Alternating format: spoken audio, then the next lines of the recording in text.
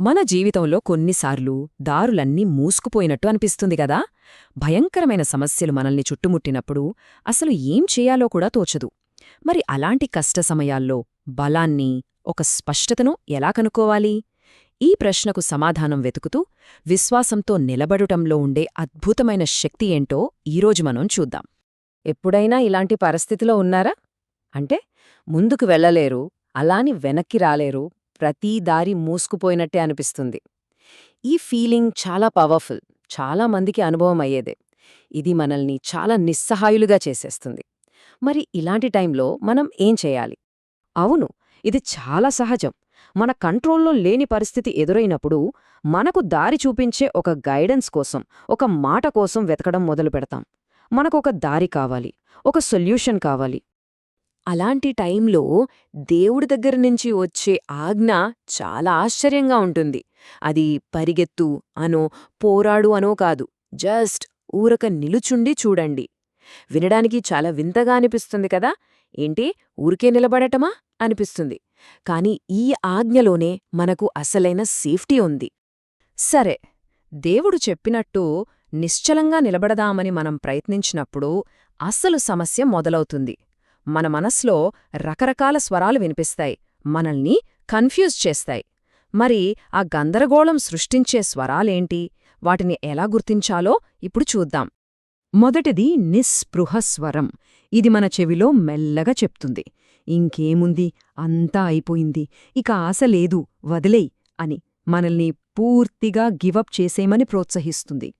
కాని విశ్వాసం మనతో భయపడకు, దేవుడు ఉన్నాడు అని ధైర్యం చెప్తుంది. ఇక రెండోది పిరికితనం స్వరం. ఇది మనల్ని భయపెడుతుంది.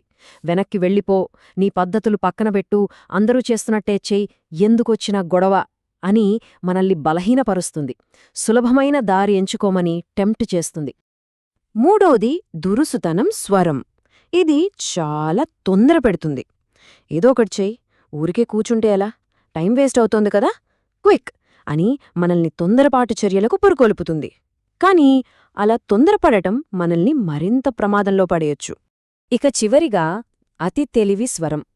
ఇది మనతో, నీకు అంత విశ్వాసం ఉంటే ఒక అద్భుతం చేసి చూపించు, నేరుగా సముద్రంలోకి నడిచివెళ్ళు అని రెచ్చగొడుతుంది. అంటే తెలివి తక్కువ, అహంకారపూరితమైన పనులు చేసేలా ప్రేరేపిస్తుంది.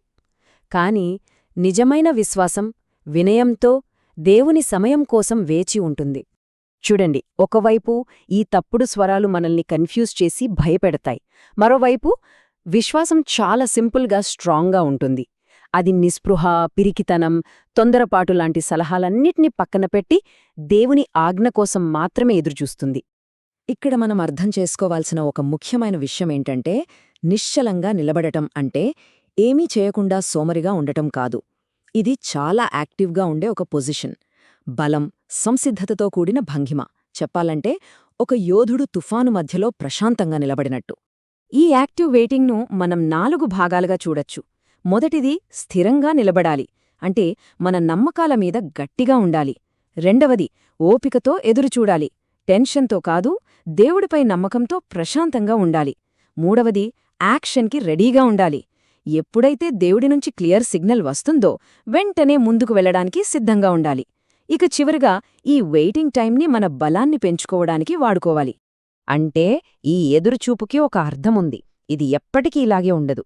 ఇజ్రాయిలీలకు మోషే ద్వారా ముందుకు వెళ్ళండి అనే స్పష్టమైన ఆజ్ఞ ఎలా అయితే వచ్చిందో, సరైన టైంలో మనదారి కూడా మనకు స్పష్టంగా తెలుస్తుంది. ఎప్పుడైతే మనం ఈ నిజాన్ని అర్థం చేసుకుంటామో మన జీవితంలోకి ఒక తెలియని శాంతి వస్తుంది, ఆందోళన పోయి ఒక క్లారిటీ వస్తుంది, మనస్సులోని గందరగోళమంతా పోయి దేవుని స్వరం మనకు చాలా స్పష్టంగా వినిపిస్తుంది.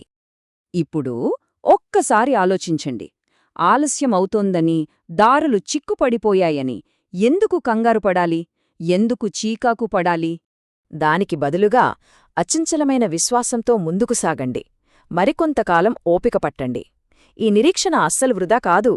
ఈ టైంలోనే దేవుడు మనల్ని రాబోయే విజయానికి సిద్ధం చేస్తాడు.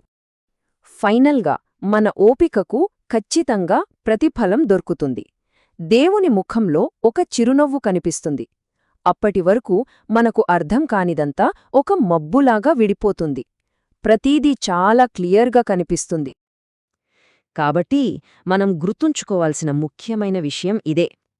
జీవితంలో ఏం చెయ్యాలో అర్థం కానప్పుడు మన సొంత తెలివి మీద ఆధారపడకుండా, తొందరపడి ఏదో ఒకటి చెయ్యకుండా, కేవలం నిశ్చలంగా ఉండి స్పష్టత కోసం వేచిచూడండి.